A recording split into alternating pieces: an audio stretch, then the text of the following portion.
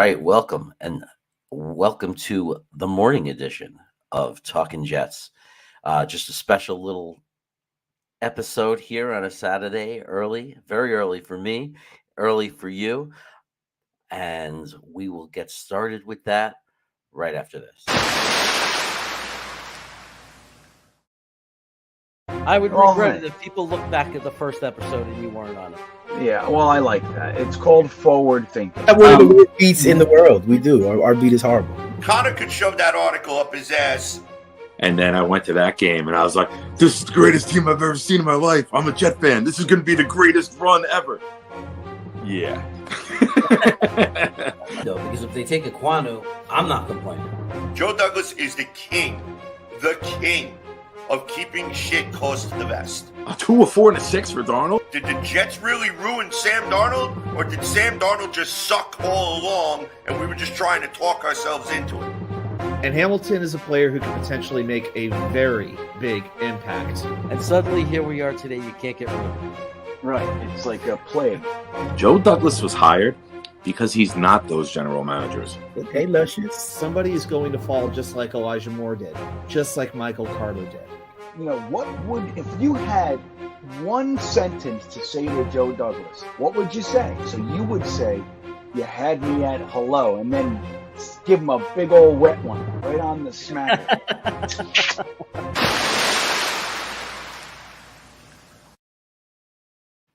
Okay, so welcome to Jets Chaos. And I have a special guest today from the Let's Talk Jets show. Well, actually, I'm sorry. Let's Talk Sports. You see, I have Jets on my brain so much I can missay everything. We're going to get to him. I'm going to introduce him in a second. I just want to thank Payo Time, Snowball, Dakota, Harlan Abraham, and who else is here? Grandizer, our local Miami Dolphins fan. I want to thank you guys for being here so early for this special show. Let's see, what is Dakota doing? Dakota is I always check on Dakota because he's always so hyped up. Jets. I love it. But welcome to the show. So I just want to introduce you to this this content provider from England.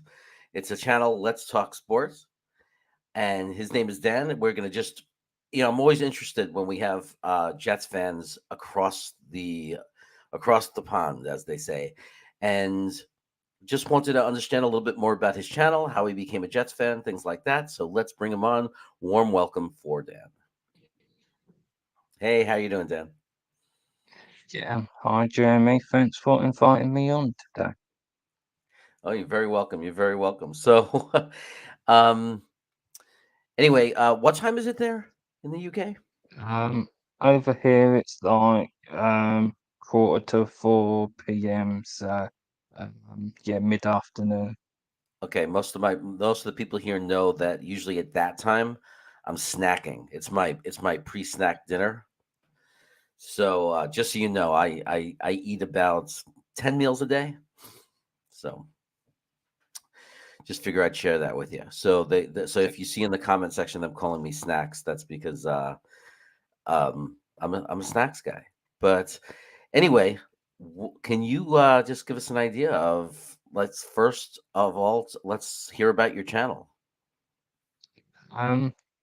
Basically it is about all sports. There's a very big Jets content on it, but I did consider doing just Jets or something like that. But what I wanted to do is, like, there's so many great voices in the Jets community. I wanted to create a community although we'll talk a lot of Jets, welcome all fan bases. And what I tried to build a community, as we all know, with sports, social media can be a bit toxic. So I wanted to try and create a space for, as long as you can have different viewpoints, but as long as you're respectful, that's fine. And I don't mind difference of opinions because it'd be boring if we all think the same. But we have a group and we have several shows, and what I try and do is we just have fun and just all talk sports together. And a lot of that is I'm completely housebound through disability, so sports is quite important to me. It's sort of my contact with the outside world. So I wanted to just build on that in a community, and we do shows and all sorts of other things. So that's basically the ethos of Let's Talk Sports. Yeah, I noticed when I went to the channel and I was watching a show, there was you had one of the guys in the panel was a Miami Dolphins guy, and I noticed that it was very respectful. It was he was just it wasn't like some of the things you see on in other channels where it's or on Twitter where it's a bunch of people fighting with each other. It was just a good conversation, uh, talking about each other's players and everything. So I like that. I think that's important that there's places people can go to have discussions with other fans that are respectful and real conversations so we could learn about each other's teams, learn about each other as fans and what we're excited about without screaming and yelling at each other or taunting each other. It's a good thing. It's one of the reasons why I think Grandizer comes here. He's a Miami Dolphins fan, but nobody in the chat ever really disrespects him um, because he knows that it's a safe space. This is a place where we can just talk sports and give our honest opinions. Yeah, I think that's what people want. Yeah, the Miami Dolphins fan, Johnny's actually New York based, but his dad comes from Miami, so that's why. But he was quite nervous when he started contributing because I think he had some bad experiences on social media, so he's a little unsure. But yeah, he's a lot more confident now, and I think some of the reasons why some people stay in my community is I might not be the most dynamic person, but I am quite respectful and quite easygoing, and there is no sort of trash talk, if you will, and I think that's what people want. And let's be honest, as Jets fans, we've had our own share of trash talk given to us. So, yeah, that's what I aim for, and I think that's what people want from their community in the long run. hmm And so here's the question we always wonder. Well, I don't know about we, but I always wonder. We used to do a worldwide jet show, or I used to do it on a different channel with, I don't know if you know Green Bean Sports Fan, Yeah. but we had a worldwide show, and we'd always, when we have guests from different countries, we'd always ask, why the Jets, how the Jets, like, how did all that happen? So if you could just give the narrative, how did you get into NFL football, and how is it the Jets that you became a Jet fan? Well, it's quite interesting. My brother is a big reason why I'm a Jets fan. He was a big Darrell Reeves fan, and he had his jersey. So, I sort of fell into the Jets. Since you're watching the Jets every week, I over time started supporting them because you get allegiances just through watching them. So that's basically how it happened. The Jets actually have quite a large fan base in the UK. I don't know if some of it's were Woody Johnson connection, but I think a lot of it is because there is no UK franchise, you'll go and support the big city. So whether that's New York, LA, if you happen to like New York, you'll probably support one of those teams. And that's what my theory is anyway. Okay. And so it sounds Darrell Revis. That means somewhere in the around the 2000, man, I'm so bad. 10, 11-ish area. Like, so you were around for that era, um, or a little bit after it. So most of your tenure as a as a Jets fan has been losing. Is it Yeah, correct to say that?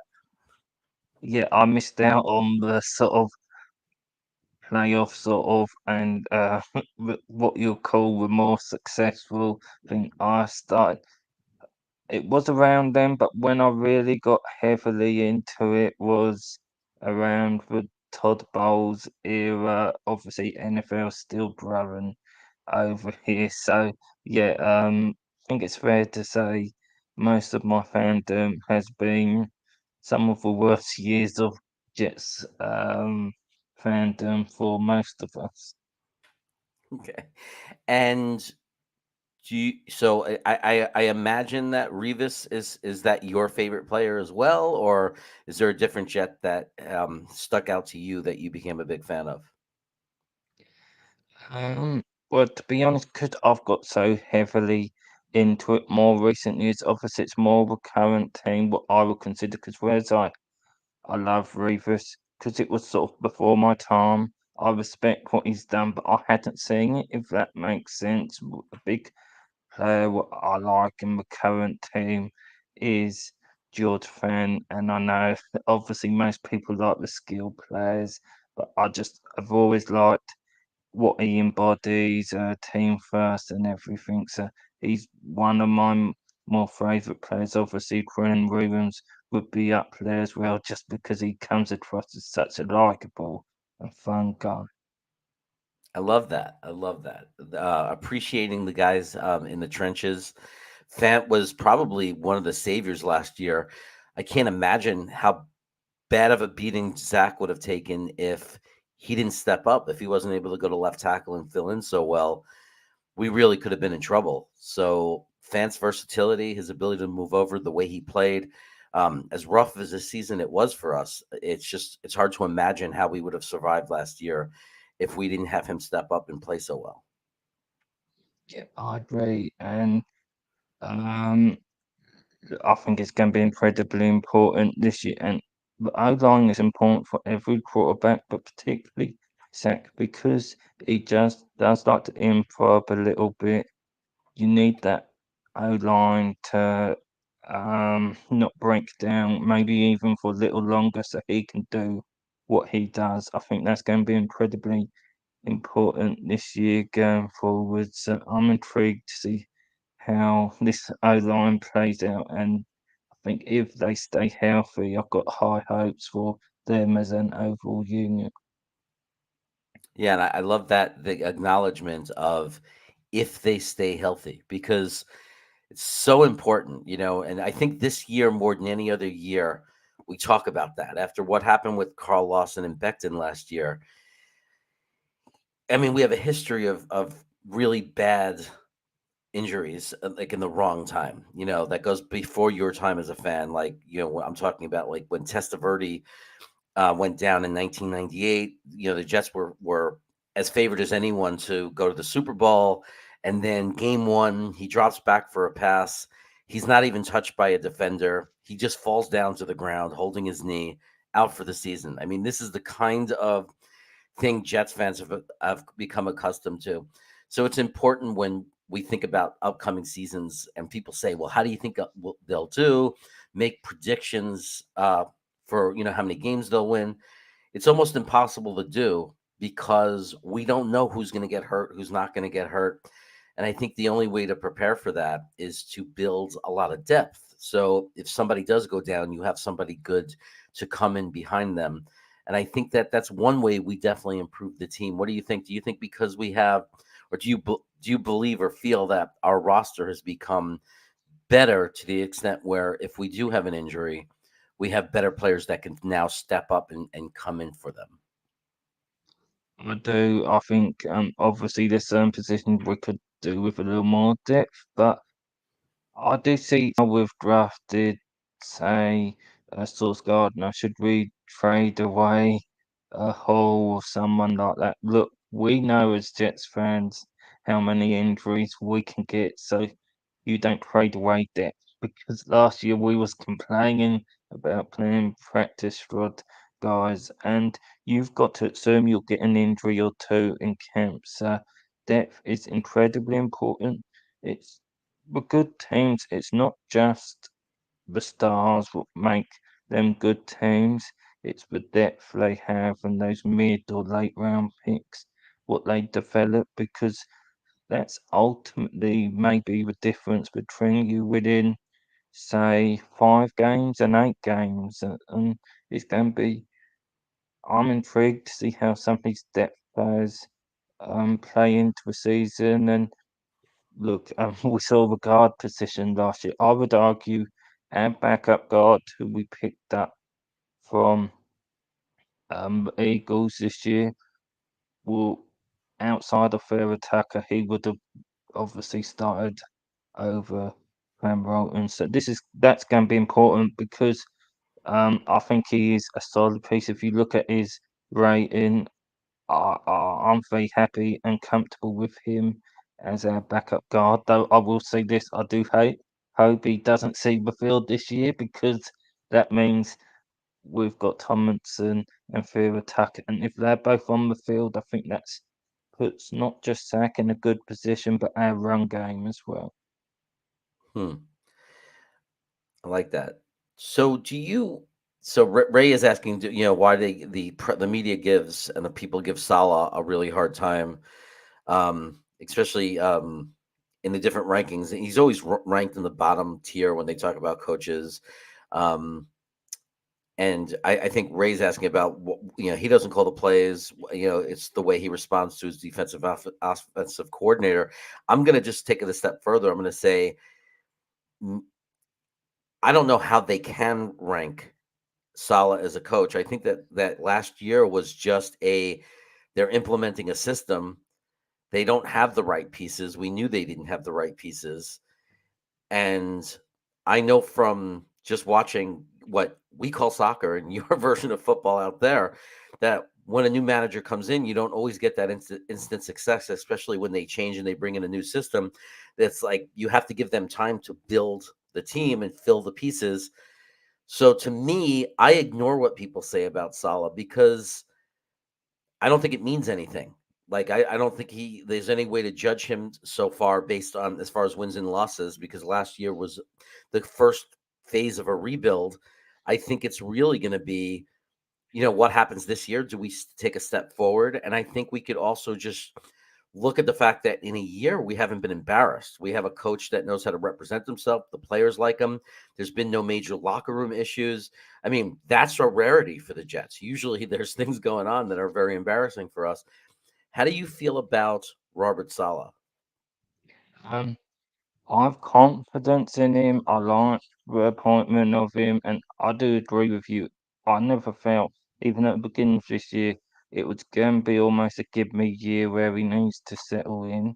There's a few things what I'd like to see more of him. I feel like he was maybe a bit more withdrawn than what his true self will be. And this year, I want to see that side of him. The reason why he was hired was that passionate guy on the sideline, and I do understand he wants to be the CEO coach, but I just want him to be the reason why he was hired. So to me, I want to see that side of him a little bit more, and I think you are going to see that. You've seen certain things like he's made changes this year in how heavy the OTAs was. They were a bit more on the theoretical side, and I think some of that is last year he wasn't confident enough to make that decision, but this year he is. So I think we might see him being a little more what we expected to see last year. And the other thing I want to see from him is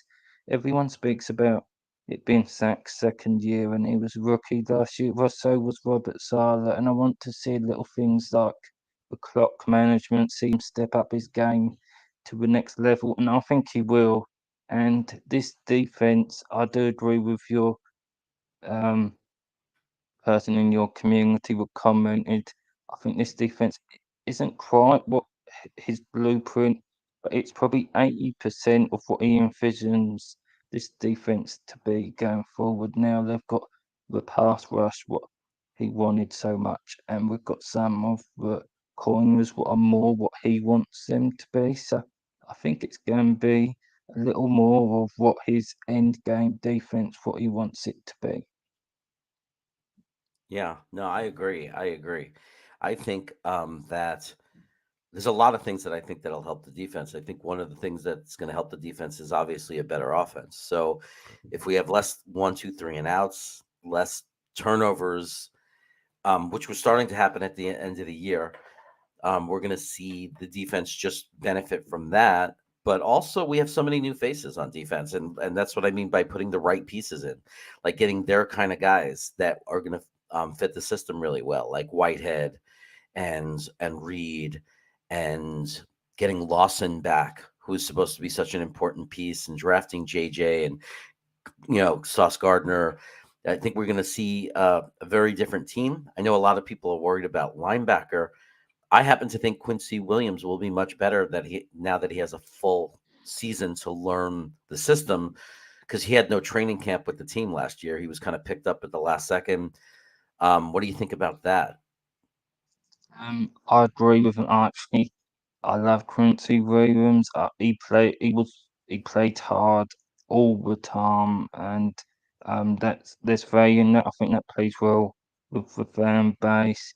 The second year in the system should do him well, and I think the linebacker position, this staff, it isn't as big a priority as say the D line, and I think they will address it next year. It's sort of a similar situation how give Zach the tools what they wanted to during last year's draft. They had to the cornerback room let some things slide, whereas this year they attacked it very heavy.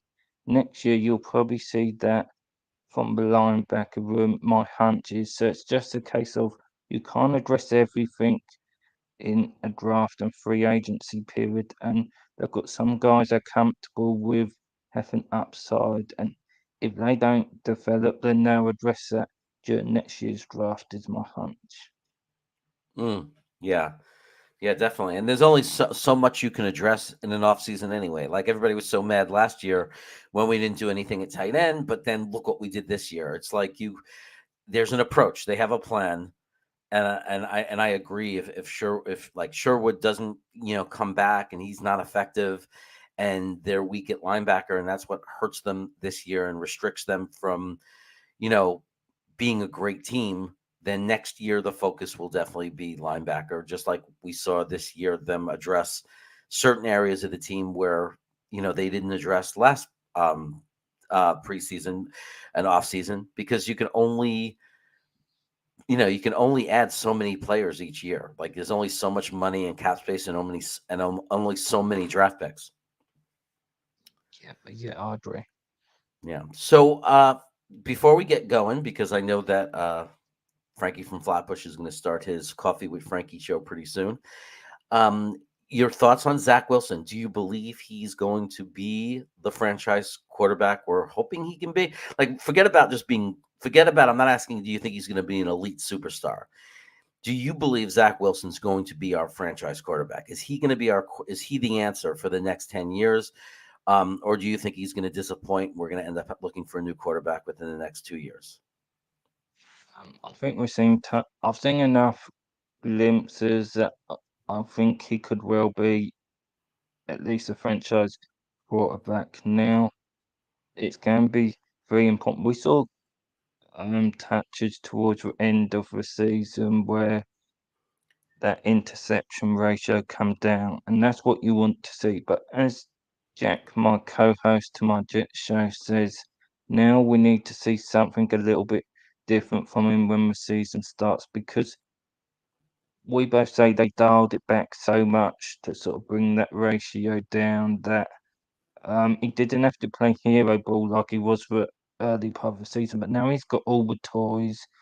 Now you want to see that balance between hero ball mode and that sort of dialed back mode where he's very withdrawn from his true self. So I have confidence that you will. I think he's got enough talent to do that, and he's a workaholic. You're seeing him touring the country to work out with his receiver. That's someone what gets it, who knows what it is required to take that next step. And Joe Douglas has done a great job. But essentially, if Zach Wilson fails, I know Joe Douglas picked him, but you can't blame him because there's everything around him what you would expect to succeed. 2 tight ends plus another rookie tight end.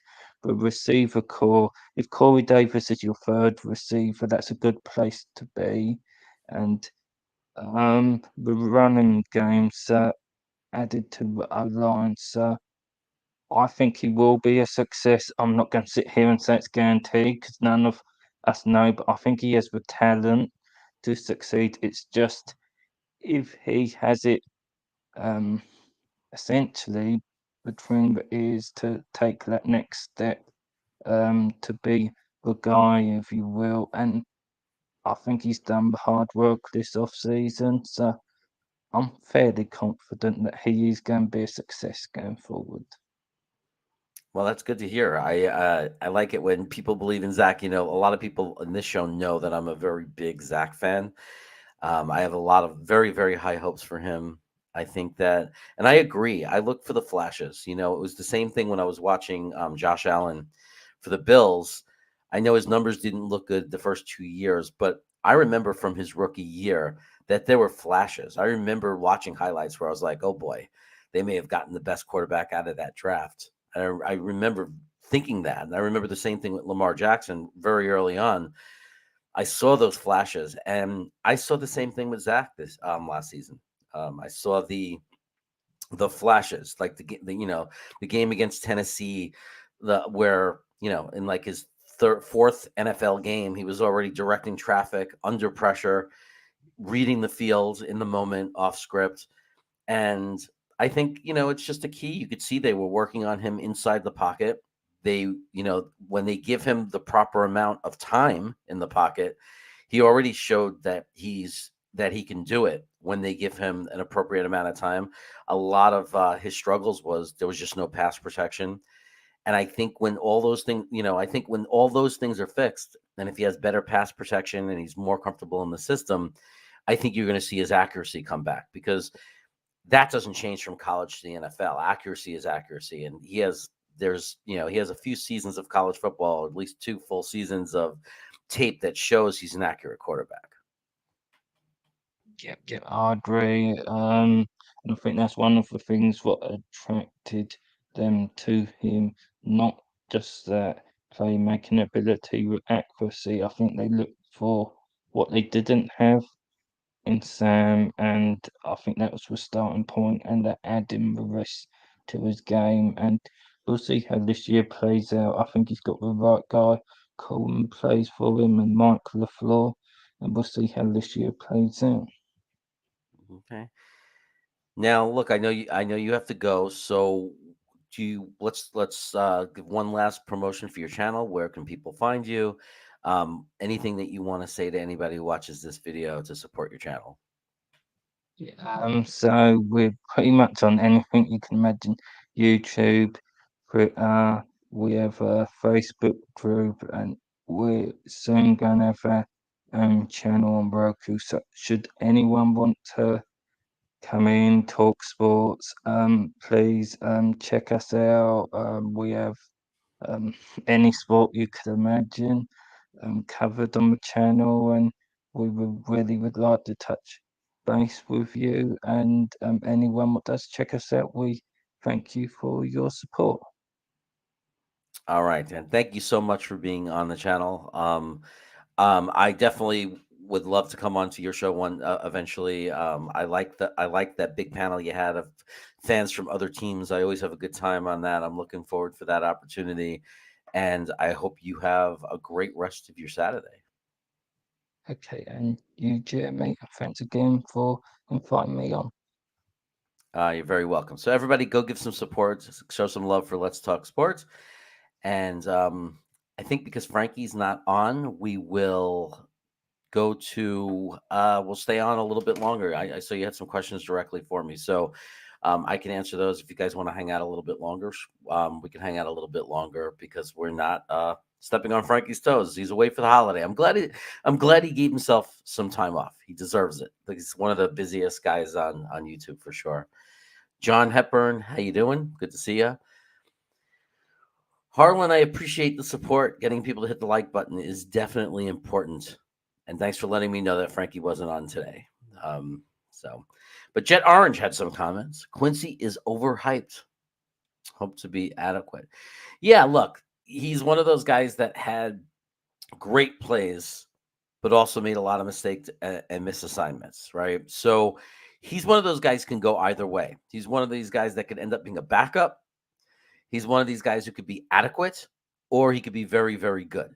And I think what's going to determine that is he going to be able to eliminate the mistakes, the missed tackles, the missed assignments? if Quincy puts himself in the right place, in the right situation on the field, and gets more comfortable with the system, he could be very, very good.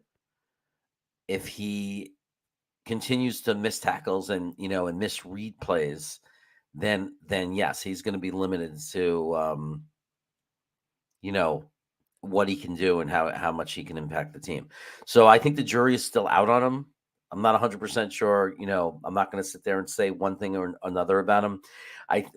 Right now, my concern at linebacker is mostly depth, right? Like, as much as I don't trust the talent on the team at linebacker, I am even more concerned about the depth. If CJ Mosley goes down, I just don't understand how we're prepared to handle that.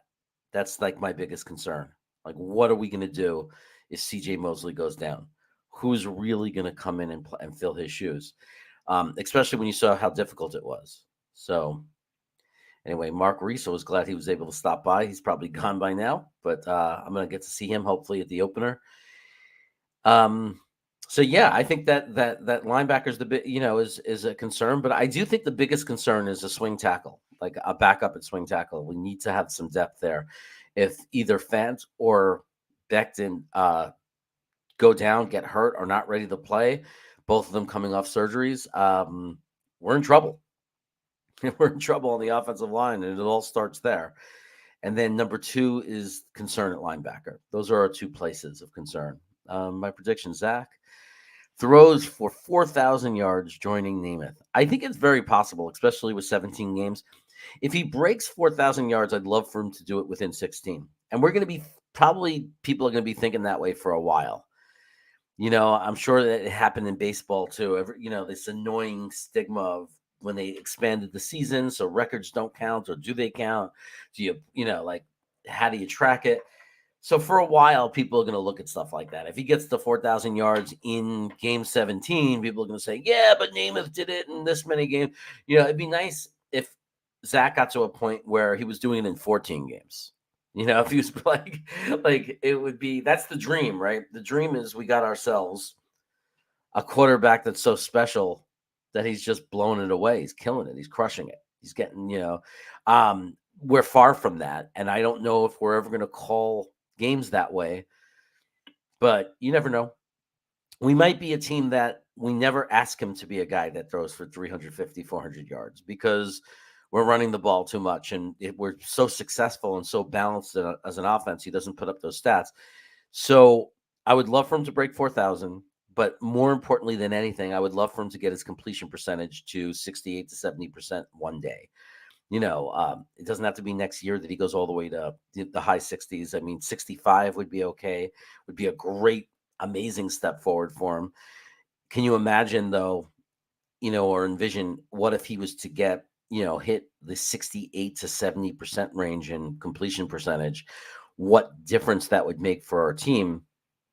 And of course, if with a better offensive line, better, more effective running game, there's like so much potential in our offense to score so many points more than we're used to as Jets fans. There's so many indicators that it could happen. The talent that we've put on that offense, the history of this system, of Shanahan's system, of this version of the West Coast offense, everything suggests that we're going to score more points this year. A good 7 to 10 more points per game kind of jump. And that's not something we're used to. That would be us scoring, 30 points a game or so. And that would be mind-boggling. That would blow us away if we were suddenly doing that. But there's an argument. The system has made that kind of leap. It's been that way for other teams that were laughable teams as well at the time before when they got there. Atlanta, Denver, Washington. I mean, there were teams that were not, when the coach got there, scoring points, and then year 2, boom, big jump and everything. So, and it's not like we did anything to prevent it from happening. We added tremendous proven talent on our offense. So, and when I say proven, I mean the tight end room, one of the most important positions, and we added a ton of talent there. I feel great about our wide receiver room. Feel great about our running back room.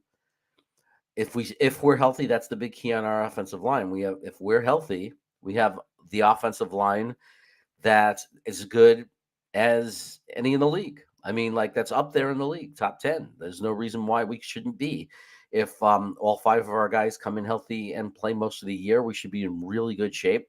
We just need some depth because what I said doesn't happen all the time. Like how often do we get a healthy offensive line? So where no one goes down. But we are prepared for, McGovern, if he was to get hurt and miss a couple of games, if one of our guards get hurt and miss a couple of games, we're well prepared for that. We have depth there. It's the tackle position that we're the most concerned about. But still plenty of time to pick one up. We want to believe 10,000 Provo, Utah fans. We want to believe. Oh, about Zach? I'll settle for 63% completion rate. Well, he could have been 63% if he wasn't the leading quarterback with drop passes or number 2 in the league. If he would have had the average amount of drop passes on him right away, he could have been to 60. And then there were some other factors like no time at all, the disaster of the first 5 games where there was absolutely no blocking for him. I think he could have been at 63%, and he just had a lot of bad luck. But you're right. I mean, 63% wouldn't be off. I mean, you can't complain about it. Like for a second-year quarterback from where he was last year, that would be a nice step forward. I think it's 2% less than we need, though, according to Frankie. Like Frankie says 65% is all we need to do to get him to take the big step. So I'm going to squeeze you, Harlan. I want 2 more percent. I want 65% because I trust Frankie and his math and his way to calculate this kind of thing. He says that when you look at the average yards per reception, all that kind of stuff, 65% is what we need. Now, again, I know it sounds like a crazy jump, but if you give them a lot more protection and a much more effective running game, we could see that kind of jump. There's no question about it. It's happened before. Again, I think he's going to be much better than he is this season in the future. Like, I think he'll take a jump, but I don't think he's going to hit his potential and go into full stride. I think that's year 3, year 4, where he becomes the full Zach Wilson that we're going to be getting. But he can certainly play enough next year to get the team himself proven as the future quarterback and the team to take that big step to, 8 wins at least as a minimum. And if you ask some Jets fans that are more optimistic, we'll get 9 to 10 wins. And then there are some that believe we'll get even more than that. And, I won't laugh at that because it's happened in the NFL. There are teams that it's happened. I just think with our schedule and predicting and believing that's definitely going to happen, it's a little optimistic. If Zach can throw for over 4,000 yards, he'll have high 20s and touchdown passes at a minimum, which should turn into 9 to 10 wins. Yeah, I love that. I mean, and look, it's like, but it's the same argument too, right? Not really argument. I mean, it's the same concept. If he gets 65% completion rate, he'll probably hit 4,000 yards. So the math shows that. The math shows that if you go based just on last year, on how many yards they were getting per pass per completion, how many average attempts, if you did all the math and said 65%, you have a quarterback that's over 4,000 yards. So, we'll see. We'll see. I just hope we don't have injuries and that doesn't ruin it. So this is what I love. That's like just, 70% completion rate would probably mean 30 to 35 touchdowns in the air or on the ground, combined. But like now we're talking about, instead of hoping we hit 30 to high 20s range, now you're talking about 35 range, which would be absolutely insane if that was happening. Can you imagine 70% completion rate, 35 touchdowns, maybe 4,500 yards? I just imagine with Breece Hall and Michael Carter running the ball. But this is the only thing that's hard to believe, I think, and people think that we're going a little crazy when we say it, is because we haven't done it before, because it's uncharacteristic of the New York Jets to have that type of offense. Because even in our glory days, it was usually more about defense. I mean, we haven't had is there been a better offense than 97, 98, like that time zone with Testaverde?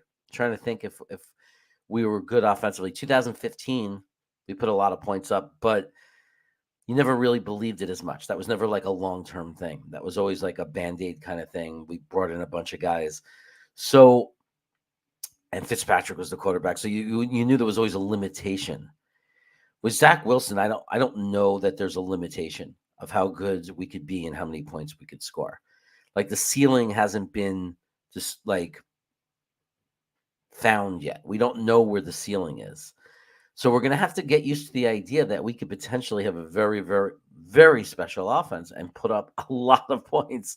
It's going to be crazy because it's not something we're used to. We're going to be losing our minds. Can you imagine if next year, I'm not saying this season, but can you imagine if by 2023 we're putting up 32 to 35 points a game, like on average? I can't even, like, imagine us top 3 in the league in points scored per game, top 5 or something. I'm not saying it's going to happen. I'm saying we certainly have the potential to make it happen. It wouldn't be the first time a Shanahan West Coast offense has done it. So just imagine if, why not us? We have nice things. We have Elijah Moore. We have Garrett Wilson. We have Breece Hall. We have Jeremy Ruckert now coming up with Conklin right now and CJ. We have Becton if he's healthy, if he comes back the way he was his rookie year. Nick Fent playing well. Why not us? AVT at guard, Tomlinson. Why not? The pieces are all there. The system that they're putting in place is proven to work. So I don't think there's any reason that we shouldn't believe it's possible.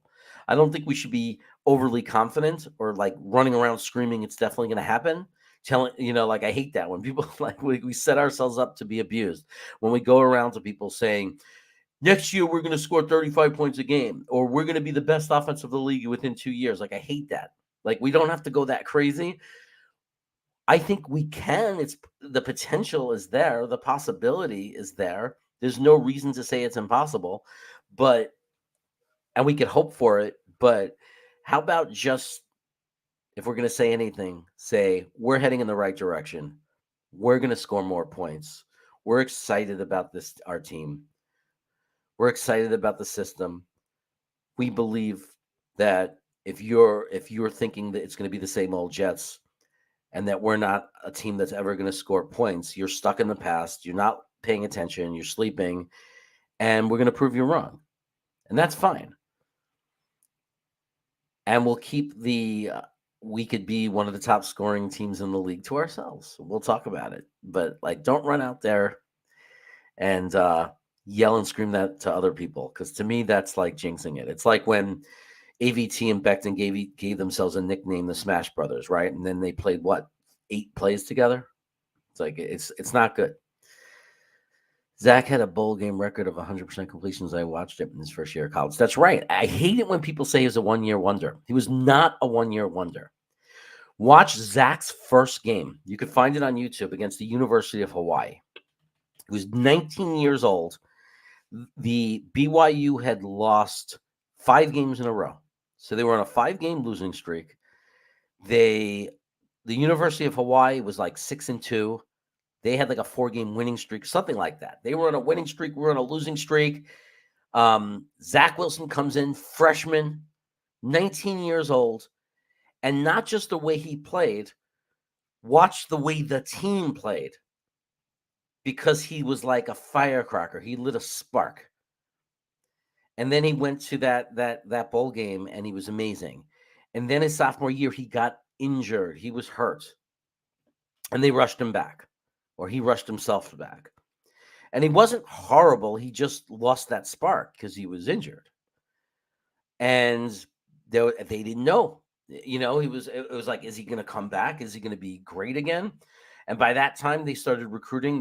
The coach there was doing a great job recruiting and getting ready to build this great team, or, for their division and for, the league they play in and their conference. And there was question whether he would even be the starting quarterback. Then he finally comes back healthy for his final year.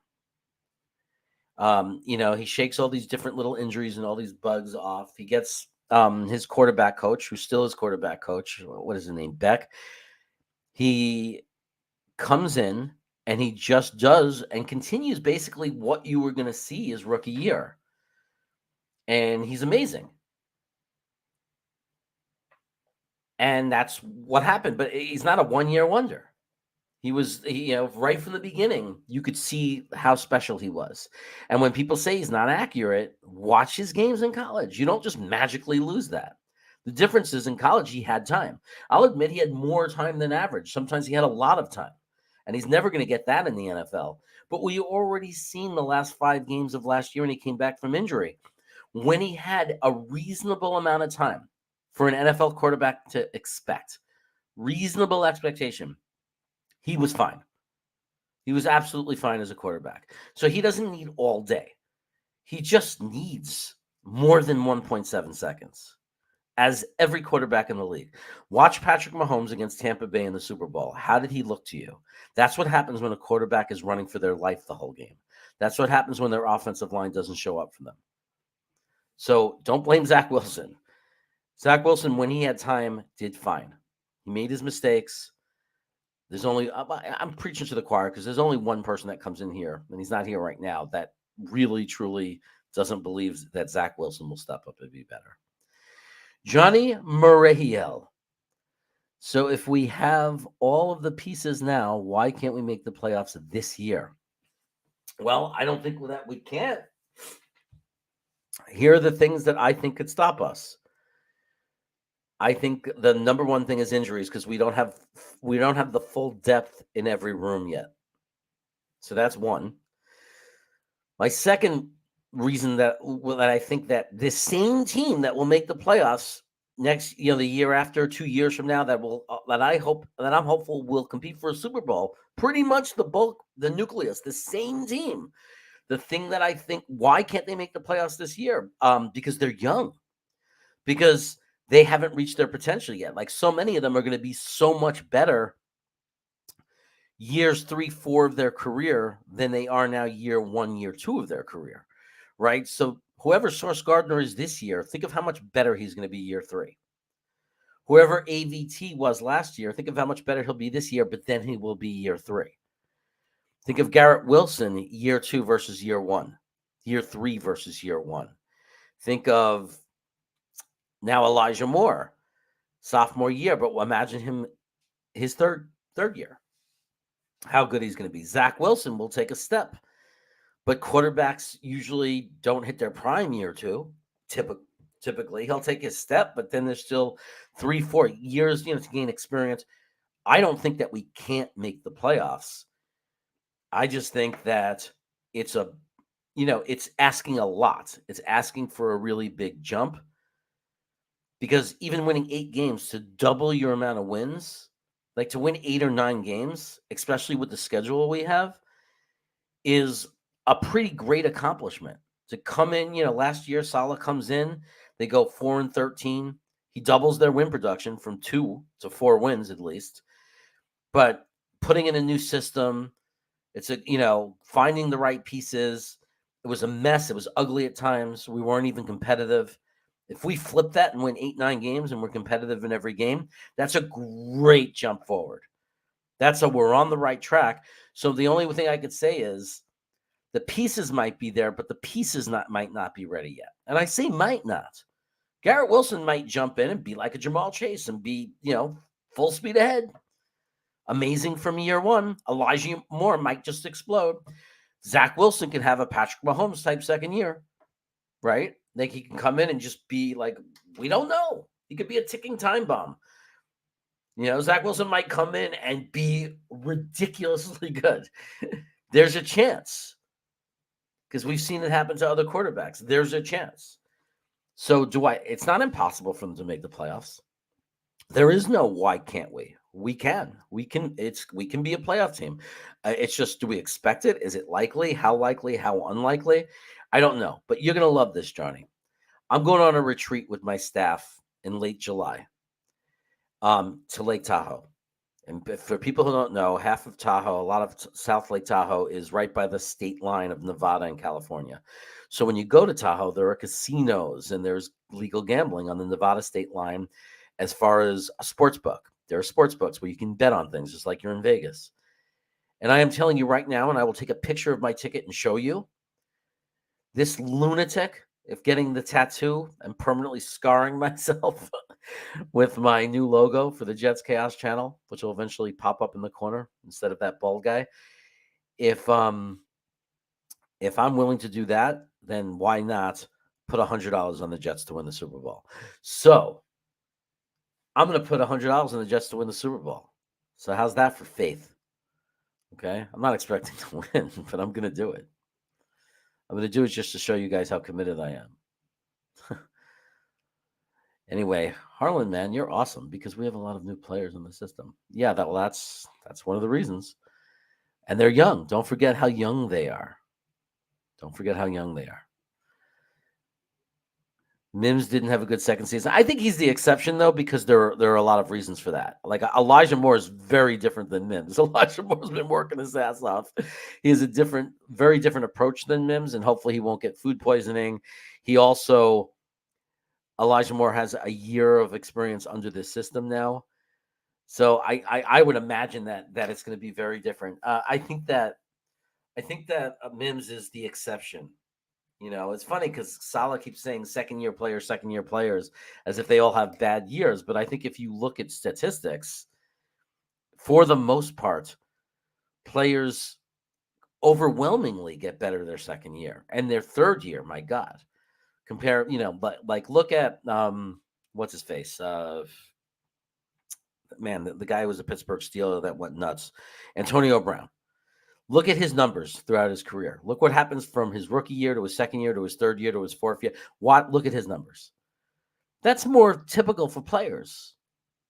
It's more of a typical thing as a climb, an ascension, right? Especially for quarterbacks and for wide receivers and skill positions. They got to get used to the speed of the game. They got to learn the system. They got to adjust. There's a whole bunch of things that they have to get used to. We should definitely compete every game. There's no excuse not to, because now we have a system in place and we have guys who understand the system in year 2 of that system. So we should definitely be much more improved and much more competitive. Yeah, look, I agree. I'm going to do a piece on Mims, Jets Fan United. You know that. By the way, welcome, Jets Fan United. Good to see you here. Competing in every game this year is all we could reasonably ask. No blowouts. Yeah, I would love that. And there might be 1 or 2 blowouts. I mean, it's possible. Like, either Green Bay or Denver back to back. Like, we might get crushed in one of those games. I would love if it didn't happen. But even great teams have very disappointing games. It would be nice if we never got blown out. But even if we were very competitive and won a bunch more games and we got blown out a couple of times, I could live with that, especially if it was on the road against a team like Denver or Green Bay, or Buffalo. I would love to be more like if we in one of the games could scare Buffalo, even steal a win, but even if we didn't, if we could scare them, if we can go into the fourth quarter where the game is in question for Buffalo, that would be a great step forward for us. But we have to win at least one against Miami and one against New England. Hopefully we'll sweep one of them somehow by some miracle and go 3-3. But we have to win at least 2 in our division this year, at least as the bottom, as the floor. We absolutely have to. But I agree as much as the amount of win total. It's like, first we have to look at our record. How many wins versus how many losses? The second thing we have to look at as a team is the whole team, the whole picture, is were we competitive, even in the games that we lost? Having a more complete team is going to help everyone. Yeah. It definitely does. It takes pressure off people. Like I keep saying it, Corey Davis will be better when we're not in utter chaos. You like the way I threw chaos in? I truly believe the talent on the Jets offense will get them to 10 wins. It's the defense that will prevent them from winning more. I mean, that's a reasonable take, a logical take. I mean, it definitely feels like we put a lot more into the offense and we're a lot deeper with the exception of a backup tackle. Offensively, the linebacker room is something of deep concern. I will say that we thought that way, we thought that the worst part of the Jets last year at this time was going to be the secondary, the cornerback room. And then we were pleasantly surprised that it wasn't as bad as we thought it was going to be. So we could be wrong about the linebackers. Part of me keeps saying there has to be a reason. There has to be a reason for what they're doing. Maybe they see something we don't see. We'll find out. But I agree that, what I was saying before about the history of this offensive scheme, the pieces we've put in place, I agree that I feel a lot more confident about our offense being the reason for our growth and our wins than our defense. But that being said, although our defense might stop us from being a playoff team, our defense can only get better because we were 32nd in the league. So really, it can only get better. And I truly believe that it will.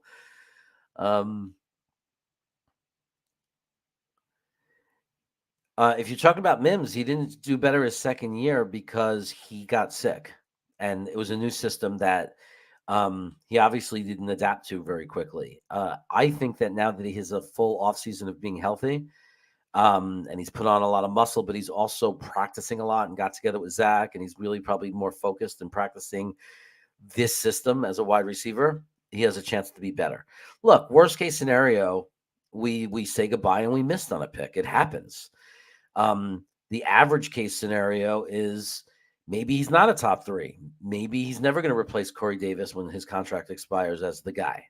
Maybe we're going to have to fill that spot, and he's always going to be a WR5 for depth piece that comes in and he's decent, as an average thing. And then the best case scenario is he adapts to the system. He learns all the plays, learns all the positions, and starts showing why typically 6'3", athletic freaks, that run 4.3s and jump high and get contested balls become star receivers. It's not over for him. Everybody's writing him off. It's not over. It is not over for Denzel Mims. It's not over. It might be. Last year was not good, sick or not sick. But there's absolutely no writing off Denzel Mims. We don't know what he's going to be. He could be the guy that steps in for Corey Davis someday. He might end up having a good couple of years, and then we give him an extension, and he steps in there for Corey Davis when Corey Davis' contract expires, and he's good or solid or great or who knows. All I know is it makes no sense. Everybody wants it resolved. Like, trade him now, cut him now. Why can't we just wait to training camp and see what the kid has? I just don't get it. Like, right, Harlan? Like, let's just see what he has. But most players progress and get better. I will say that. And I think if you pick 10 random NFL football players, offense or defense, it's harder to rate defense sometimes. But it's easier if you look, because for numbers wise, if you just take 5 running backs like Adrian Peterson or just any of them, Antonio Brown, like I named, just pick 5 really good players, wide receivers, and take 5 really good running backs, and then go into their stats, look it up, look at their year. I should just have Adam do this. Look at year 1, look at year 2, and just see if they got better. And then look at year 3 or just take the middle of their career, year 5, and compare it to their rookie year. And without injuries and things like that go wrong, do a comparison. And you'll see. Because it's the most obvious thing in the world, especially a quarterback and wide receiver. They typically get better. Denzel Mims I think he's going to rebound and bounce back and be fine. Am I concerned about him? Yes. I definitely have a lot more concern that he's going to be a complete bust than I did 2 years ago when he was having a good rookie year. I will admit that. Later, Jets Fan United. I know you got a lot of editing and work to do. Which Jet position will be the most competitive in training camp? Well, defensive line is going to be very competitive because I think we're going to end up having to trade or release a really good player. no matter how we slice it or dice it. Not really a really good player, but a guy that we were excited about that had hope or promise, like a guy like Bryce Huff or a veteran like Curry. Like, so, someone's getting cut. You can't hold on to 15, 16 defensive linemen. So I think it's going to be very competitive in the defensive line, both on the edge and the inside. I think that it's going to be very competitive. It's going to be competitive in the back end of most of our positions. I mean, it's really hard to pick. Like safety, Elijah Riley and Jason Pinnock and Ashton Davis. There's going to be a tremendous amount of competition there for those backup spots or for those spots, because we don't know if we're probably only going to hold on to 4 safeties. So someone's going to get cut out. And then DQ Thomas in the linebacker room is going to be fighting for his life to get a spot, on this team. I mean, he had a great college career, just not in, the Division I level. So he has to prove he can do it at a higher level. I think it's going to be super competitive for the number 6 and number 5 wide receiver spot. I think that, I don't think his history shows. I think this might be blown out of proportion, but it looks like Jeff Smith is here to compete and get a spot on this team. DC Montgomery, they were saying amazing things, that he's ready to compete. So Mims better be on his best game to secure that WR5 spot. The tight end room, Kenny Yeboah, Cager are going to be fighting for their lives for a spot on the team. Nick Bowden, who I believe at fullback is going to get that slot, and I believe we will have a fullback. He better not come in cocky, though. He's going to come in and have to work his tail off, because it's not going to be given to him that easily. It's not automatic. It costs a lot. There's a opportunity cost of carrying a fullback instead of using one of your tight ends. So there'll be competition there. I think there's going to be crazy competition for running back for the number 3, number 4 spot. If they hold on to 4 running backs and a fullback, which they might not even do that, but if they hold on to a 4th running back, man, not that we're rooting for him, but Ty Johnson's still there competing. What's his face? Tavon Coleman. Well, he'll probably be the number 3, but Perrine, right? We have Perrine. You have Ty Johnson. You have Bam Knight, who we signed as an undrafted free agent, all fighting for their lives for a spot. Bam Knight might have a good chance because of his special teams contribution potential, but there's going to be, and this is a really good thing for us, there is going to be tremendous competition in camp. Like, it's going to be really, really, really hard cuts, difficult cuts. And that's a good problem to have. That's a very good problem to have. And with guys like Gardner and Garrett Wilson and Jermaine Johnson and the guy, and Elijah Moore and guys like that we're adding to the team, AVT, what I like is there are a lot of guys with very high ceilings, because as much as you need heavy competition on the back end on who you're cutting and having a good solid 53-man roster where everyone is valuable, you also need to have superstars on the top. You need to have cream. And it looks like we're building that as well. So those are the 2 things that you need to see, and you see on great teams. Having to cut really good players because you're very deep, and having superstars. Having guys that aren't just all good, but having guys that kind of like turn the tide for you as a team, because they're special and they make big plays. So that's how I feel about that. The normal guy meaning to put money on Mike White having the most passing yards that week down in AC and won a boatload. I think that you're putting money on White having the most passing yards that week. Like, I don't understand what you're saying. The number 1 guy by me put money on Mike White having the most passing yards that week down in AC and won a boatload. Oh, you're talking about his, I don't know, you're talking about his future as a backup quarterback? Are you saying he's going to be the number 1? I don't know what you're saying. Sorry. I'm out of context probably. Hey, Kelly Wilson, what's up? Just doing a Saturday morning hangout.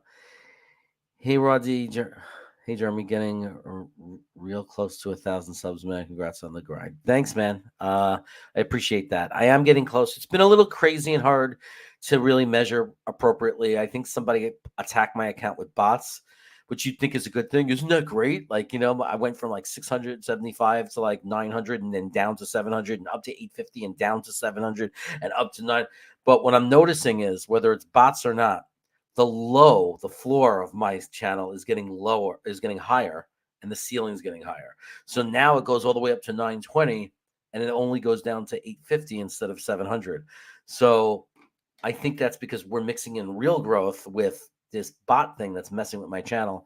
And my only fear is that YouTube's going to think I'm screwing around and like penalize me, or I'm going to get in trouble.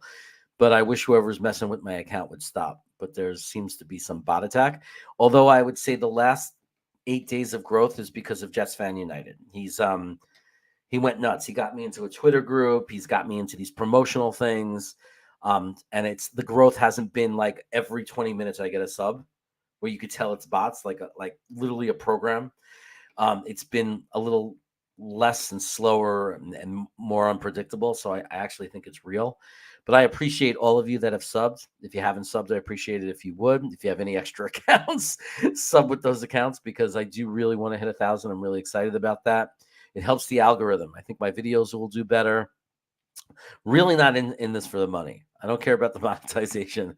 I don't expect to make any kind of money doing YouTube content. I really don't. I would be nice to pay for the expenses, but I really don't think that I get enough views on my videos. Maybe I will one day, that is going to add up to anything significant. I'd be happy just to get $40-50 a month to pay for the StreamYard subscription, to be honest. But it would be nice because it helps the algorithms and it helps get my videos out there more. So I don't have to have embarrassingly low numbers on views when I do videos, because YouTube is not giving people the opportunity to even see it. And I test it. My wife goes into her accounts and she has one where she doesn't sub to me on one of her accounts, so she can search Jets, and I'm still not popping up. And that's frustrating. She'll use search words for my videos and I still don't pop up. So that's what I need to fix. I want you to get that on your head. Get one on my head. Oh, the tattoo? I knew. I said, I'm afraid to tell. I haven't told my parents anything about a tattoo, but I knew Aunt Gina would have no problem with it. Tat yourself up. Put that art on you. Does Green Bean have any tattoos? I don't know. He's acting all weird about it. Think about it. Be careful before you get a tattoo. Don't jump into anything. I was like, wait a second. Is Green Bean not a tattoo guy? I didn't look when we hung out if he had any tattoos. Jeremy, it's 8:30. I was up at 7:30. Okay, I had our friend Dan from Let's Talk Sports, and we got up early because he's in England, so that's why I started so early. We've been playing Green Bay the week after their trip to London. I know, but let's hope that matters for them, right? Because it is in Green Bay. But yes, that could be. There are things that make our schedule more digestible. First of all, in the first 4 games, how many of those teams are going to have their quarterback? So game 1, Ravens, Lamar Jackson. Okay, we know that's going to be a rough game. But we have Cleveland and Pittsburgh in the top 4 games. Both those teams have quarterback questions. Both those teams.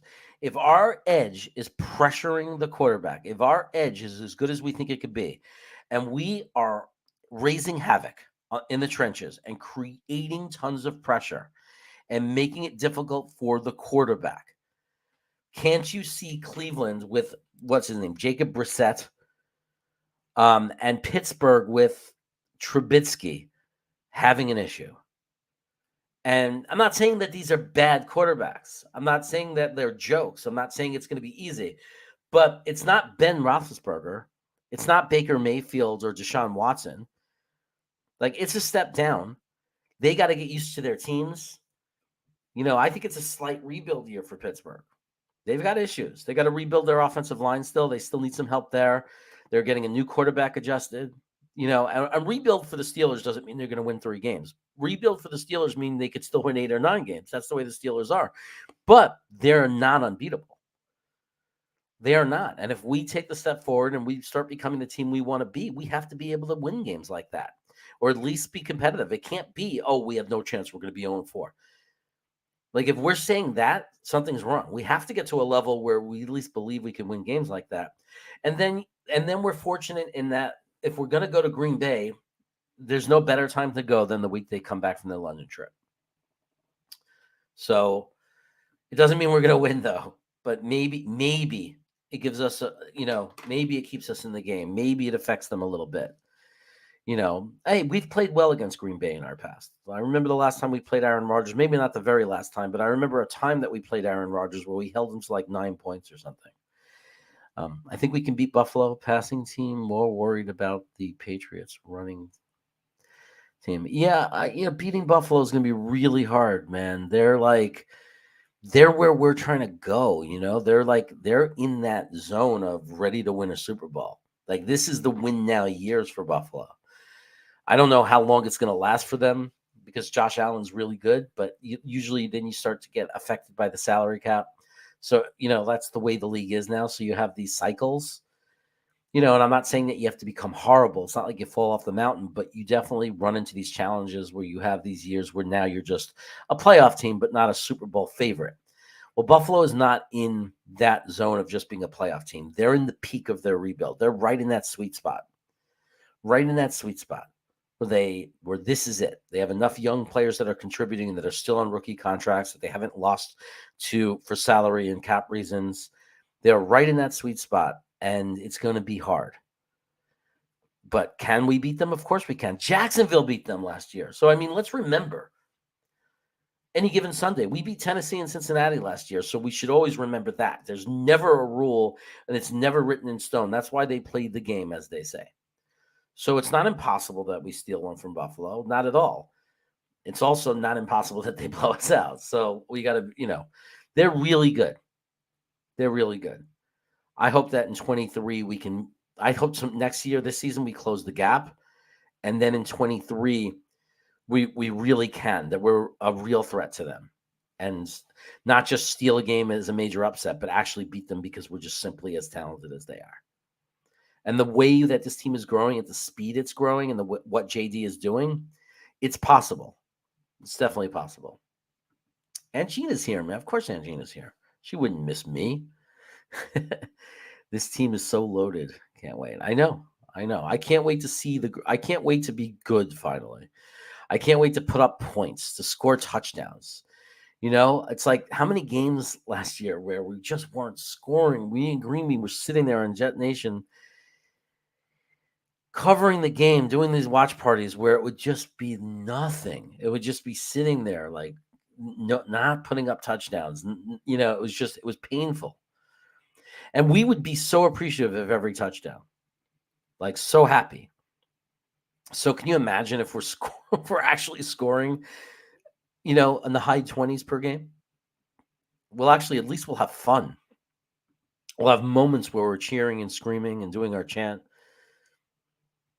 Second year in a new system for Mims. Yeah, man. I'm all about Mims. You guys know. I believe in him.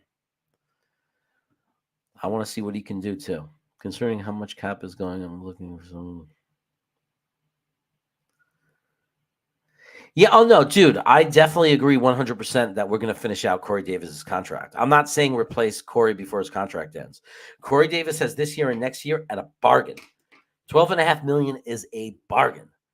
Like, we are, unless he totally stinks, we are not going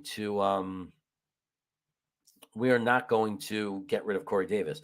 I'm talking about 2024 when his contract expires if we can't re-sign him. That's what I'm talking about. Like, will Mims be a suitable replacement at that point? I would never let Corey Davis walk unless he was absolutely horrible or got hurt.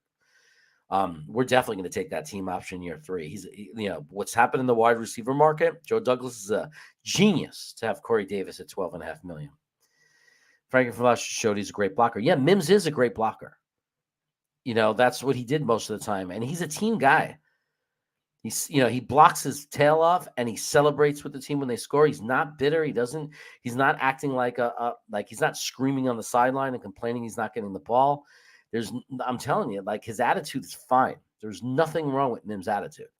This is about let's give him a chance to show what he can do in year 3 after having a healthy offseason and a year and so much extra time to learn the system. Let's just see.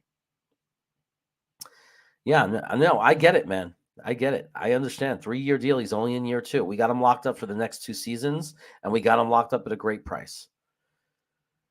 Chiefs in the clutch. He's in year 2. Oh, did Clutch not know that? Okay. By the way, Chiefs in the clutch, I see you on the Twitter groups in the live shows or whatever, on Twitter. And I love the way you compose yourself, man. About a week ago or 5 days ago, there were all these guys yelling at each other. They were just being nasty, and it was all ridiculous, fighting with each other. And then they started questioning Chiefs in the clutch about the Chiefs. And the way he answered them, he literally de-weaponized them. Like they when they were like being so respectful because of the way this kid handled these guys. Because he wasn't like over promising or saying the Chiefs are great and screaming. He was explaining so intelligently why he believes the Chiefs could stop from regressing. And he was also very honest about the fact that they might not win the Super Bowl, that he doesn't expect them to definitely win the Super Bowl, and that he was explaining why they're still really dangerous, why they're still a great team, and why people shouldn't write them off. And he did a great job of it. So, and I love seeing you in those rooms, man. Like when I go in there, I don't know if you see me in there as a listener, but I'm in there listening to you, and I'm like a proud papa. Cajun may end up in the practice squad. I would hope that he at least makes the practice squad, but it feels like he's been around a while. He's got to cut in, he's got to make it onto the roster. I could see Bam Knight making the practice squad. I could see Kenny Yeboah going back on the practice squad. So, yeah, we'll be able to hold some of the guys. Stop and say hello. Everyone has a wonderful weekend. You too, Aunt Gina. Have a happy 4th of July. We have like 60 legitimate FL players, but only 53 spots. There's going to be a handful of players that will be upset to see go, and that's a good thing. Yep, I agree 100%. We just need our stars to develop into stars, our potential stars. You have a good weekend. Like, I think we're building the good core team of just a lot of good players, but we definitely need the stars, What's up, Arkansas and Jet fan? Good to see you here. Let the 2 kids talk. We got a 14-year-old, a 17-year-old. It could be big brother, little brother. What is Harlan saying? He bet on White having a good week against Cincy in Atlantic City and won a lot of money. Oh, wow. That's amazing if Mark Reese did that. That's incredible. You had Ryan from Jetstalk 24/7 literally said, does anyone want my tickets? It's not worth the traffic. So he didn't go to the game. He said it's not even worth going to the game. So anybody betting on them, that's amazing. But look, I might even videotape it. I might have someone videotape me. Let me know if you're interested in that. I never asked for things like that, to gauge you guys. Do I waste my time doing these things? Or if I played a video of me going up to the counter, because believe me, I'm not going to just go up there and say $100 on the Jets to win the Super Bowl. When I go into that sports book and I say $100 to the Jets to win the Super Bowl, I'm going to look at the person on the other side of that glass, and I'm going to say, $100 on the Jets to win the Super Bowl. I'm taking this casino's money. Easy money, baby. Like, I'm going to totally be an obnoxious asshole. Does anybody want to see that? Should I videotape that and then so I can play it on the channel and show you me making that bet? That's the kind of thing that go viral on Twitter. Maybe I should so I can put it on Twitter. It's like, look at this lunatic putting pissing away $100. Like, there's no easier way to piss away $100. Like, I imagine Green Bean's reaction watching me piss away $100 on the Jets to win the Super Bowl. I think Harry, if you guys don't know him, Harry wants to take the action. He's like, just give me the $100. And I'm well, if they win the Super Bowl, you're going to give me $13,000? Because that's what I think I'm going to get paid if they do. This guy get 1,000 for White to get the most passing yards when we get Cincy. This guy get So he made a bet that won him $1,000. So was it the most passing yards for out of the NFL of any quarterback? Because that's like the sickest, coolest bet I've ever heard of in my life. Because I would like to go. Should I also bet on Breece Hall? Like, should I put like in some cool bet?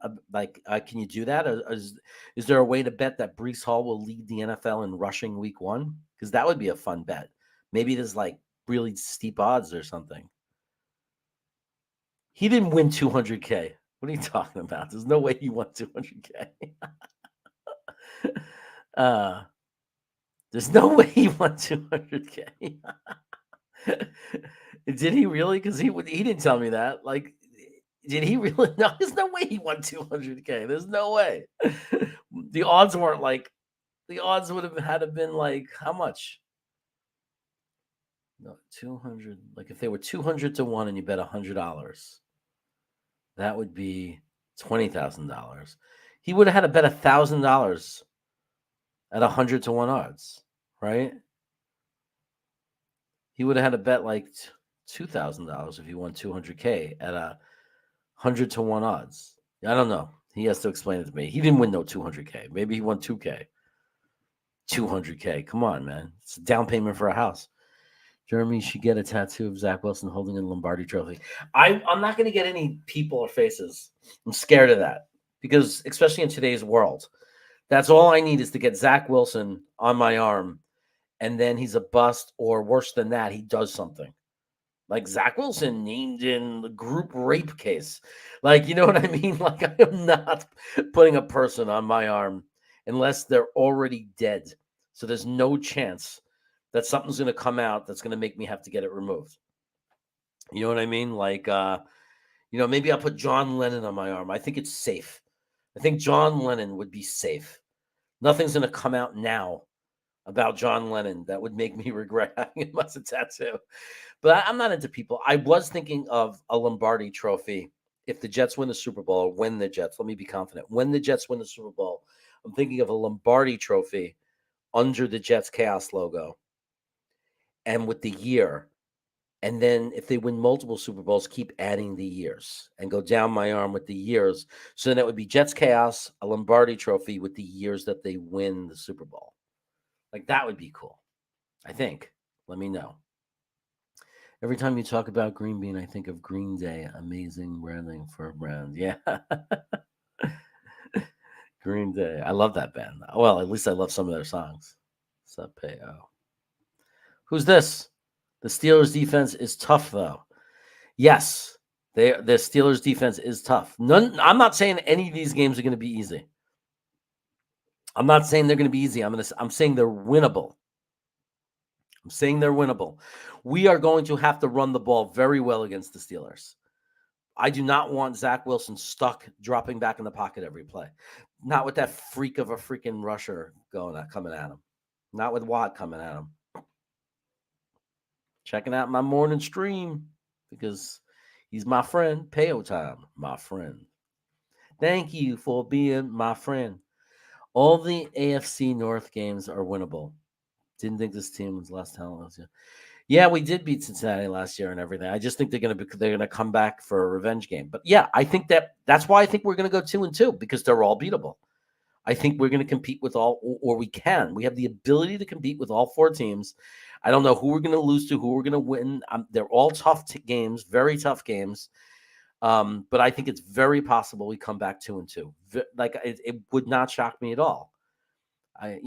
So, and if we win the first one, if we would upset the Ravens, I'll even entertain 3-1. He's pretty far behind the chat. Yes, I am very far behind. So let me say hello to Blitz BK because he was probably here an hour ago and left. To 2024. Can I bet on the 2024 Super Bowl? Is it too soon? Okay, so I'm going to skip a bunch of you. I'm sorry, but let me say hello. Rugs89, hello. Spin Dave, I think I showed that you were here. What's up, man? Sorry. I agree. He had a great spring training. I'm just going to, GVH is here. Thanks, man. I think I'm catching up, so let me go. So, hold on. I just looked up. He bet 1,000 to win 120. Mark Reese won 125 grand. I'm gonna hang. I think he's going to the opener, so I'm definitely gonna hang out with him and bump into him there. I've got to talk to him about that. I've never won that kind of money in my life.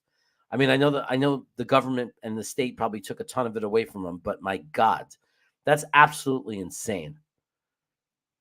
That's absolutely insane. Tattoo with years of Super Bowl wins on your arm. He thinks you will need a longer arms. I like that thinking. I'll go to the other arm. We'll see. Like, you know how you could tell my confidence level and whether or not we'll have a dynasty? How big I have the year put on. Like, do I do it under the Lombardi Trophy very small, 2024, let's say? Or do I do it big? Because if I do it big, that's not a lot of confidence because you're right. I'm not going to have enough room. If I do it small, that means I'm expecting a lot more. So we'll see. I'm thinking, put the Lombardi Trophy. It's going to, man, it hurts. I'm a little wimp. So even getting it on my biceps, it's not even a big tattoo. And I'm like a little baby about it. It hurts. I'm like moaning to my wife, I can't be outside. It's hot outside with the sun and it goes right through my shirt and hurts the tattoo. It makes it hurt. I'm being a little wuss, but I did it, so I don't care. The AFC North games will be all easy wins. I would love that, Knob. 4-0 would be that would be the most insane thing if we were 4-0. Think about it. We matched last year's win total in the first 4 games. I'm wearing my Zach Wilson's good shirt today. Let me tell you something. The only way we win those first 4 games is, and I dreamt this, I've imagined this scenario, in my opinion, is if Zach Wilson came out like Patrick Mahomes did his second year. Like if Zach Wilson came out and was just fire, just throwing freaking BBs into the chest of our wide receivers. If Garrett Wilson was breaking loose across the field, touchdown passes, big plays, and our defense was sacking the quarterback and going crazy, and we were winning in the trenches. That's how I imagine us winning the 4 games. It's hard to imagine we'd have to grind and fight in 4 super close competitive games, struggling to score, and somehow come out on top in all 4. It would have to be that we just explode, and teams have not had time to adjust to us yet. And kind of like when you watch Kansas City and Patrick Mahomes in year 2, like nobody's ready for him and he just explodes. Wouldn't that be a dream come true? I'm dreaming, but you never know. It happens. There was a year Atlanta came out 4-0 after no one expected anything. And then they had they settled down, but they had a playoff run or whatever, and they were good. Like that's how it happens. Tennessee out of nowhere, one year just started winning. I mean, sometimes that's just the way it is. So we'll see. Yeah, Modine. I have no problem with Modine not believing in Zach. It bothers me when he says like how everything is bad and they stink and they're 1-16. But I think he's doing it for a reaction from us. It's hard to believe you could truly be a Jets fan because it's almost like he wants them to go 1-16 sometimes. And I think he just wants us to react to him. Last year's draft class was special. Still waiting for UDFA Isaiah Dunn to emerge. Our secondary is 10 times better than last year. Yeah, but I think Isaiah Dunn's going to be fighting for a roster spot. I would hate to let him go. I was so excited about him last year. I hope that he comes in and kills it and crushes it. I really do. I'm looking for Zach to do exactly that. Oh, to have that big blowout, to just explode. Blowing teams out like Ron Jeremy. Look, it's not impossible. He has the talent. Like the talent is there. Like it really is. I mean, he might explode, but it's a different kind of explosion because he the type of offense, like is more of a running kind of thing. But it'd be more of an accuracy thing. Like when he does the play actions, like our running game is good, then he does a play action and throws a perfect pass up the middle to, Elijah or Garrett or Corey Davis. Like he's just throwing beautiful passes. It might just be an explosion for just all around. Like what if he's playing like that, but also Breece Hall might just come out and be a monster. Like Breece Hall could be, Gitmo Bob gets so mad when I say it. I'm not saying he's going to be Adrian Peterson. He's like, because I know Gitmo's going to say, Jeremy hasn't taken an NFL snap yet, and you're saying he's Adrian Peterson. No, I'm not. I'm saying is the ceiling. There's no ceiling for this kid. He might end up being in that category. Adrian Peterson, Eric Dickerson. He might. I'm not saying he will. It's crazy to say and predict somebody will be that. I'm saying is there's no hardcore evidence or fact that says he will not be like those guys. I think a lot of people are saying that he could be our new Curtis Martin. He could be. He could also be a bust. I get it. But it's very hard to imagine when you watch his tape. I'm just saying his ability to stop, change direction, and accelerate to full speed is like nothing I've seen on tape. I watch his tape and I am in disbelief on how this kid explodes. He's like he's being fired out of a cannon. And his instincts and his vision of the field is insanity. It's elite. It's elite the way he adjusts. Watch the tape. So I am so excited about Breece Hall and how good he might potentially be. And that can completely change a team. Remember, like, think about how Henry impacts the Tennessee Titans. Think about how Marshawn Lynch impacted Seattle. Like, a running back can have a dramatic impact, especially when the offensive line is blocking for them. Latest Jet article brings up Sheldon Richardson as a potential free agent, run stuffing ability. What you see as a reunion? Want to see a reunion? We got other needs. It's all about the money, right? How much money? Because we need a swing tackle on the line. Our defensive line, I think, look, if we get him in a price and you drop Rankins and then, tit for tat, get rid of the 7-8 million of Rankins, whatever that saves us, add a little bit to it. If that's what it costs to get Richardson, I don't know how much he would cost, then fine. Anything to make the team better, as long as he's the right personality for the locker room. I know there's some locker room issues and concerns, so Joe Douglas will not do that unless he comes in with the right approach. But if they make that determination, I don't care.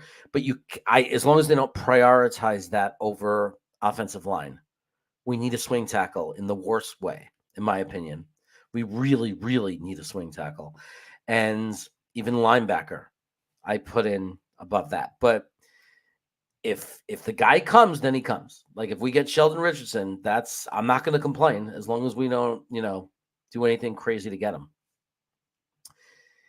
It's weird not having multiple first round picks this year. Yeah, but it's not over yet, man. Give JD a chance to work his magic. There still could be trades. Things could still happen. Breece Hall can be like Fred Taylor. Yeah, that would be beautiful. Fred Taylor, that's a name I haven't heard in a while. Man, he was great for Jacksonville. Loved him. Le'Veon Bell. All right. Yeah, but the one difference between him is he doesn't need as much space as Le'Veon Bell did. Le'Veon was a guy who really needed more space, whereas Breece Hall can make himself very skinny, as they say, and also has some power, like to power through some missed tackles. But maybe Le'Veon Bell did that in his prime, for Pittsburgh. I got to watch the tape. Look, if he ended up being a Le'Veon Bell in Pittsburgh, that kind of guy, but with a better attitude that stays with us for a good 7 to 8 years of good production, I'd be very happy. The last major bust running back I remember was Trent Richardson, and honestly, I wasn't too impressed with his college tape. Breece is a totally different story. Yeah, I mean, look, I think there were more concerns about Richardson for sure. And I think even if you went back now, if we had the tech at the time, we would have known that Blair Thomas had concerns when, he was a big bust for us out of Penn State. But I think that we would have been able to detect that or had those concerns.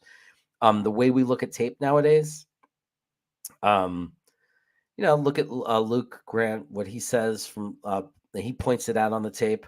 I don't know if Frankie has covered him, but Frankie's getting really good at it, and I'm sure Frankie has. Frankie will tell you why Breece Hall is different and why he's excited about him. Play like a Jet. Joe Blewett even. I mean, he doesn't get excited about players typically. Like, he doesn't get all crazy, but as long as he's not criticizing, then it's a good thing. As long as Joe Blewett's saying, I don't like this, he doesn't do this well, he doesn't do that well. As long as he's not saying that, that's a really good sign. But you're never going to get excitement from Joe Blewett. You're never going to get him saying he's going to be a superstar in this league.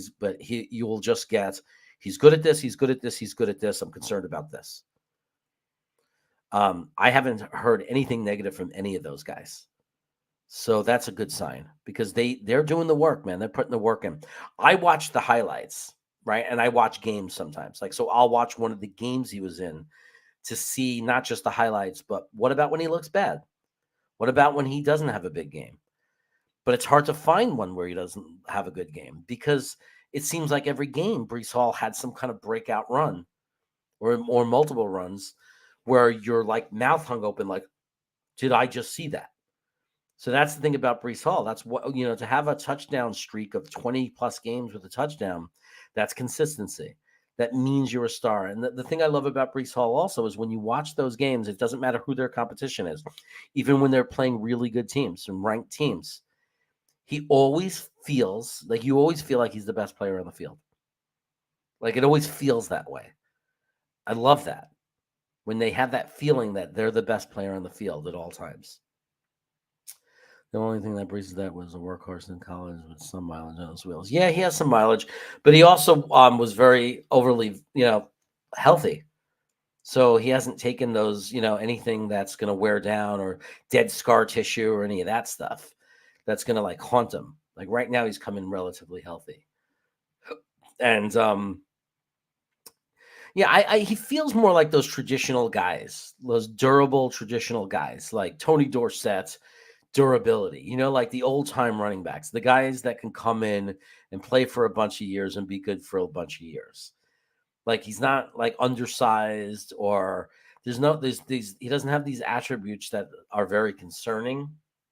I mean, a lot of it is luck or not luck because the truth is I wasn't concerned for the Giants. I thought Saquon Barkley, I never thought he would be this injury prone guy for them. He always seemed like that strong, built to be a running back type runner that would be healthy. So, luck has a lot to do with it too. But I guess you can say it would be better if he had less mileage. But with Michael Carter on the team, you could spin that around and say he's not going to have a lot of mileage now because he's going to, we have another running back and we have a system that really likes to prevent too much mileage. So that's the hope that neither one is going to get worn down. What if the plan is if Becton goes down? That's exactly my concern, man. If Becton goes down, what's the plan? Now there's options. One option that people talk about is AVT moving over to tackle. I don't like it because I think he's developing as a guard. So I don't know that it's a good choice, but if it happened early in the year, it might be the best option. Some people say give the rookie a chance, Max Mitchell. I don't feel very comfortable doing that. And then it's just about who makes the roster. What moves do we make before the season? I don't see anyone else on the team right now that we have on that roster that I want coming in for a long time, like for a 5-game span even at tackle. If one of those guys go down for 5-6 games, even worse, there's no one. I mean, it's Max Mitchell, man, right now. It's hoping that he's going to be a huge bullseye pick. I mean, it's not chopped liver. 4th round pick is a guy you believe is going to be a starter someday. When you take an offensive tackle in the 4th round, you're saying, I think there's a solid chance that he could be a starter. And in the worst case scenario, a depth piece, like a solid depth piece. So it's just year one. It's really, really hard. Like to put our whole season and everything in the hands of Max Mitchell year one. I think the only guy that would be comfortable doing that is Tigo. Talking Jets with Tigo. He loves Max Mitchell. So I think we need to get somebody. I think there's no way around it. We need to bring a veteran proven tackle. I really was hoping they were going to pull the trigger, and the rumors were true that we're going to get that dude from the Eagles. I know that there's a guy that might be expendable from the Eagles that looked like he'd be a really good depth piece. I would love Fisher. The only problem with Fisher is I don't think he would do it. I think he's looking to start. So I don't think that Eric Fisher is a real option for us. Oh, I'm going to sneeze. Let me mute it.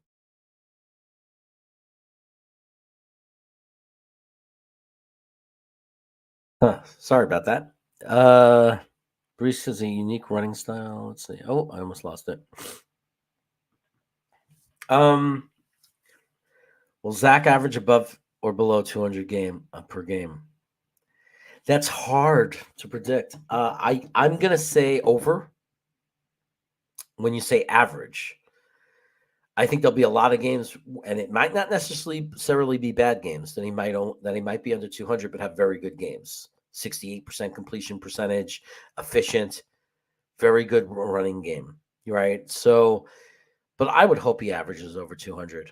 I would hope so, because we're talking 3,400 yards. I'd really like to see him at 38 as a minimum, 37, 38 as a minimum.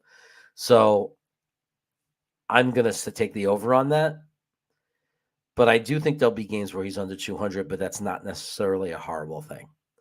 We might have games where we just win it on the ground, and that's okay. The 49ers, I've watched them do that, and that's something that the coaching staff is okay doing. They're okay with that. Brees has a unique running style. He's a patient runner. Yeah, well, that's why he's able to stop and not run into a bad situation. When the blocking's not there, he's able to change direction and explode a different direction. Take care, Arkansas. We'll see you soon. I'm going to go soon, too, so don't worry. If Becton goes down, the Max Mitchell better be good. Yeah. Unless we get somebody else. Adoga's got to go. Agreed. Let me see. Let's see who's talking. 215 a game. Yeah. I mean, all we could do is hope for the best. We got to just hope for the best, 3,400 and then 15, 34. That would be 3,550. That would be about 3,650, 3,700 yards. My math tells me. So that'd be around the floor. That's about. I wouldn't want it to be any lower than that. So I think that he needs to get 215 a game. But again, it's about touchdown to interception ratio. It's about completion percentage. It's hard to judge a quarterback only by the yardage because we don't know how many passing attempts they're going to be. Like, what if we're running up and down the field? What if we're just a team that Breece Hall and Michael Carter are just carrying the team and we're winning that way? And it's like a safer way to play. It's like protect the football and it's working.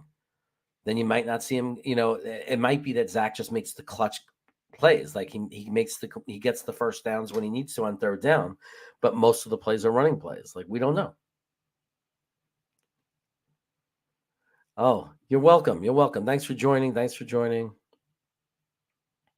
Our team is balanced enough to focus on the development of this and go on positions.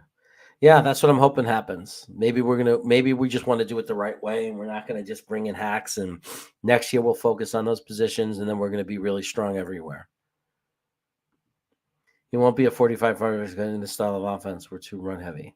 Yeah, I think that's the issue with it. I mean, it's going to be hard for him to put up those numbers because we're too run heavy. But anyway, guys, I'm going to run. I see you guys are all running. It's getting later there on the East Coast. Enjoy your holiday. Have a great 4th of July weekend.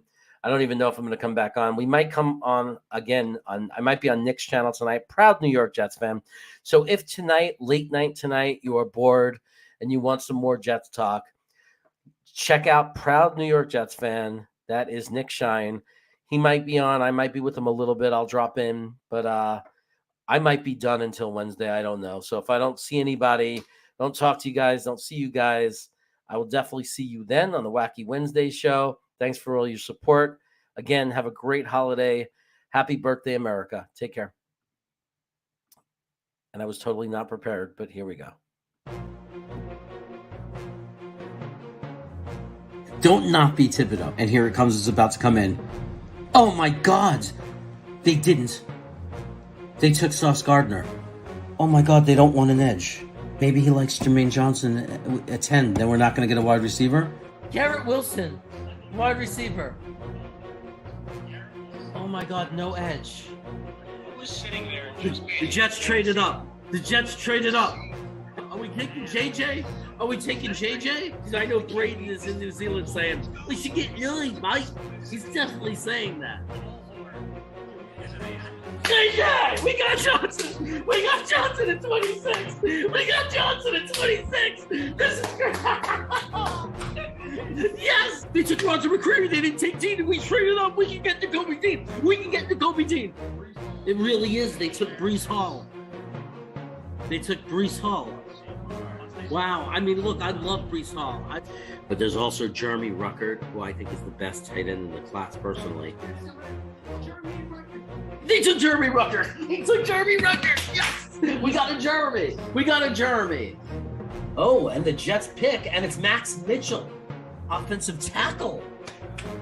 We needed that. That's wow. We took Michael Clemens. I never heard of him. A defensive edge.